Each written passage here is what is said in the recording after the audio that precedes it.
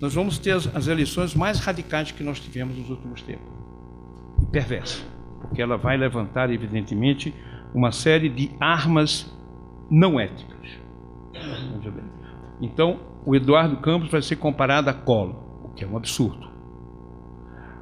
A Dilma vai ser comparada com uma gestora fracassada, que também é um absurdo. Ou a Aécio vai ser comparado com a direita. Um amigo meu pergunta, mas que direita? Onde é que está Sarney? Onde é que está Renan? Onde é que está Collor de Mello? Onde é que Paulo Maluf? A Aécio não pode ser direita, e o outro lado que tem todas essas medalhas históricas, oligárquicas, da esquerda mais tradicional e mais imunda desse país está. Da direita, desculpa. Não pode. Tá, da direita que está lá na chamada esquerda. Veja bem. Né? Então, evidentemente que essa contradição, essa briga, né, ela vai ser forte. Ela vai ser, confesso aos senhores, coisa proibida para menores de 18 anos. E essas eleições, vocês vão ver, vai ser uma discussão do passado contra o futuro. A situação do governo, o que o discurso dela vai ser mostrar tudo o que fez nos últimos 12 anos.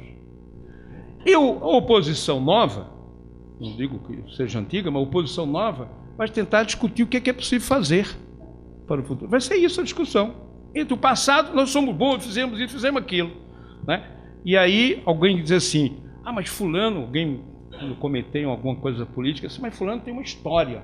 Esse Stalin também tinha. Mussolini foi membro do Partido Socialista Italiano antes de criar o fascismo. Portanto, antecedentes não significa nada se não é confirmado pelo presente.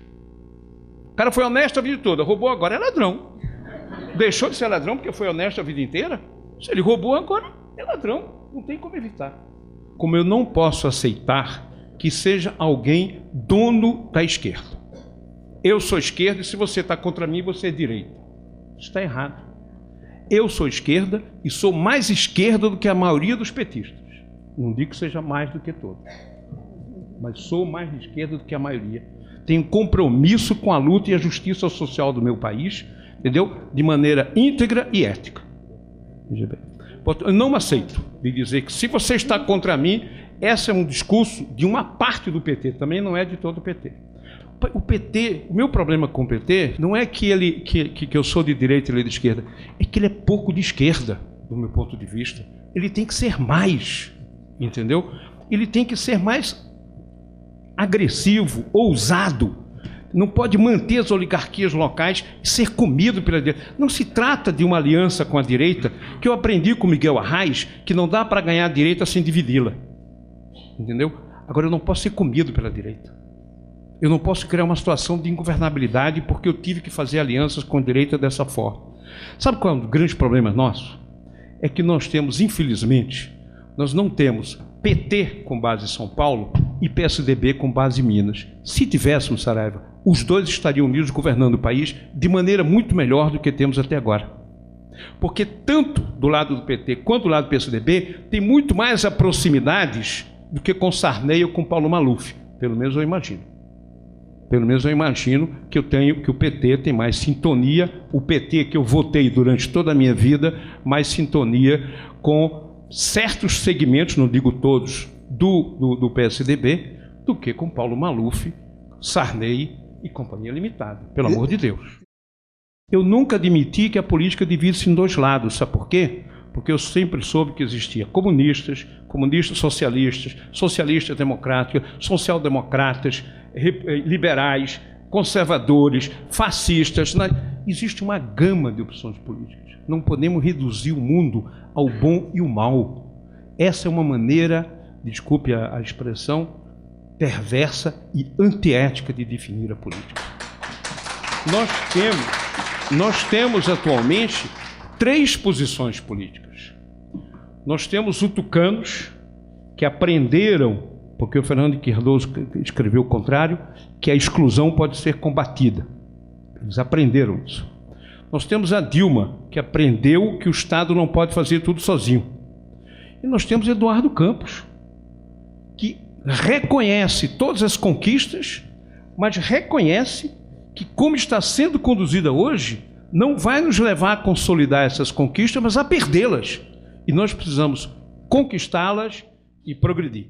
Agora, eu tenho que reconhecer que existem problemas e que nós temos que enfrentar.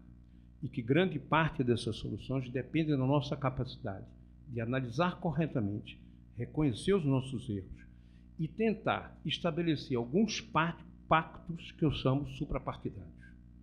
Nós temos que caminhar nesse sentido, criar alguns compromissos que independam de partido. Entendeu? Por exemplo, a reforma política. Isso a gente tem que criar um espaço, e aí eu gostei muito da sua intervenção, de pensar alguma coisa suprapartidárias. A educação tem que ser uma delas. A reforma política, que aliás eu tinha escrito aqui, terminei não falando, sabe por quê? Eu não posso ter uma eleição cujo custo apenas para a eleição presidencial vai alcançar R$1 bilhão. É um absurdo, não existe democracia num contexto dessa natureza, gente. E, no entanto, é possível fazer uma reforma com 3 medidas. 3 medidas derruba isso aqui. Sabe qual é? Voto distrital, em que, ao invés de ter 2.569 deputados, eu vou ter 20 para escolher, sabendo onde ele mora, inclusive o seu endereço, podendo cobrar e, portanto, tendo memória do que ele diz. Segundo, acabar com a parafernália da televisão, que não tem nenhum sentido, esse mundo de transformar o político no sabonete. E terceiro, gente, impedir essas coligações, que alguém chamou, me desculpa a expressão, de suruba, entendeu? De orgia sexual, porque no fundo é isso. Se os partidos não pudessem fazer alianças no primeiro turno, nós não teríamos essa história. Nós nem teríamos esse número de partidos que ele contém. São 3 medidas, sabe? 3 medidas que permitiriam mudar completamente a política brasileira.